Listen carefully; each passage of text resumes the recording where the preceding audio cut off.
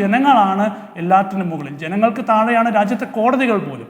അപ്പോൾ ജനങ്ങൾ വിശ്വാസത്തിലെടുത്ത് ജനങ്ങൾക്ക് വേണ്ടി നിലകൊള്ളുന്ന ഒരു സർക്കാർ സംവിധാനമായി മാറണം. കമ്മ്യൂണിസ്റ്റുകാർ അല്ലെങ്കിൽ ഒരു കമ്മ്യൂണിസ്റ്റ് സംവിധാനം എന്നത് ജനങ്ങളെ ഹൃദയത്തോട് ചേർത്ത് വെക്കുന്ന ഒരു സംവിധാനം എന്നാണല്ലോ നമ്മളൊക്കെ തന്നെ വിലയിരുത്തുന്നത്. അപ്പോൾ അങ്ങനെ ജനങ്ങൾക്കൊരു പ്രതീക്ഷ ഉണ്ടാകുന്നത് അത് തകരുന്ന രീതിയിലുള്ള ഒരു നടപടിയോ സാഹചര്യമോ ഉണ്ടാകാൻ പാടില്ല.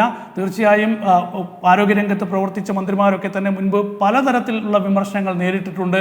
ആരോഗ്യരംഗം എന്ന് പറയുന്നത് തൊട്ടാൽ കൈകൊള്ളുന്ന ഒരു വകുപ്പാണെന്നൊക്കെ തന്നെ പലരും പറയാറുണ്ട്. VM സുധീരനെ പോലുള്ള ആളുകൾ ആരോഗ്യമന്ത്രിയായിരുന്ന സമയത്തൊക്കെ തന്നെ മികച്ച രീതിയിൽ പ്രവർത്തിച്ചു എന്ന് പറയുന്നു. KK ശൈലജയുടെ കാലത്ത് മികച്ച രീതിയിൽ പ്രവർത്തിച്ചിട്ടുണ്ട്. എന്നാൽ ആരോഗ്യ വകുപ്പൊക്കെ തന്നെ. ഏതായാലും ഈ രംഗത്ത് ഒരുപാട് പ്രശ്നങ്ങളുണ്ട്. അത് അടിയന്തരമായി പരിഹരിക്കേണ്ടതാണ്.